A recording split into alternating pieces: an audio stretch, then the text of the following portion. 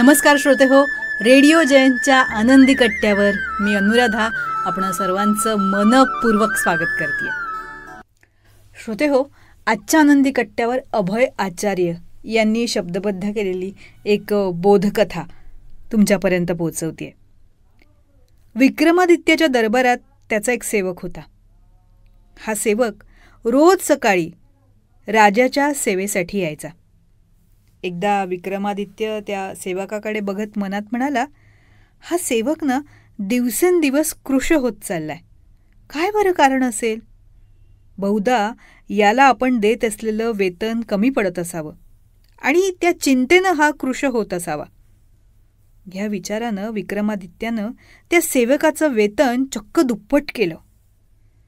पुन्हा काही दिवस गेल्यानंतर राजा बघतो तर हा सेवक आणखीनच कृश झालेला.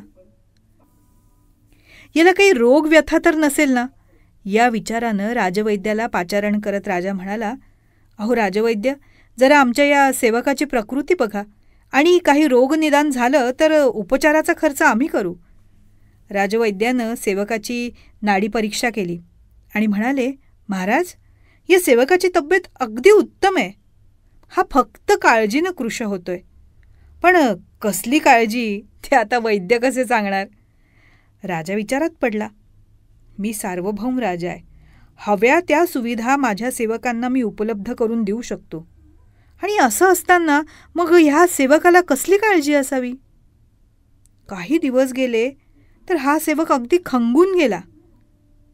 त्याच्या अवस्थेकडे बघत विक्रमादित्य विचार करत असताना त्याला अचानक काही आठवलं आणि आनंदानं टाळी वाजवत त्या सेवकाला पाचारण करून राजा म्हणाला, अरे सेवका, तुझ्या चिंतेचे मूळ कारण मला सापडले बरं का. तुला वेताळाचे 7 हंडे तर मिळाले नाहीत ना? यावर तो सेवक चपापला, म्हणाला, महाराज, तुम्हाला कसं माहिती झालं? यावर विक्रमादित्य म्हणाला, ते सगळं जाऊ दे, पण झालेला वृत्तांत कथन कर मला. तेव्हा सेवक म्हणाला, महाराज, काही दिवसांपूर्वी ना वेताळानं मला 7 हंडे भेट दिले आणि त्यातले 6 हंडे पूर्ण सुवर्ण कलशाने भरलेले आणि 7वा हंडा हा अर्धा सुवर्णानं भरलेला होता. मग मी विचार केला की हा 7वा हंडा पण पूर्ण भरू आणि मग याचा उपभोग घेऊ.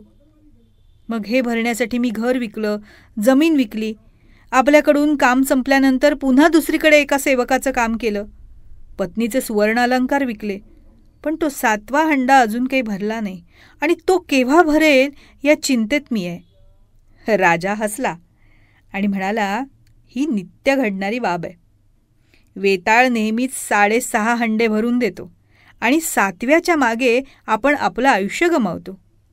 आता घरी गेलास ना की 7व्या हंड्यात हात घालून मोहरा काढ आणि पुन्हा सुखी आयुष्य जग.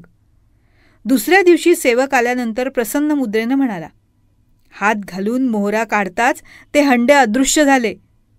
राजा म्हणाला, बरं झालं, पीडा गेली. पण आता पुन्हा असा लोभ नको हं.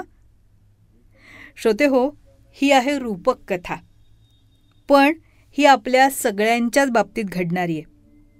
7वा हंडा भरावा म्हणून जीवाचा आटापिटा करणं योग्य की आहे त्यात समाधान मानून आनंदानं जगणं योग्य? याचा विचार आपण प्रत्येकानं करायला हवा. नसलेल्या सुखाचा शोध घेण्यापेक्षा असलेल्या सुखाचा आनंद हा केव्हाही मोठाच असतो. तेव्हा आपल्याकडे जे आहे त्यात आनंद आणि समाधान मानायला शिकूया आणि आनंदानं जगूया.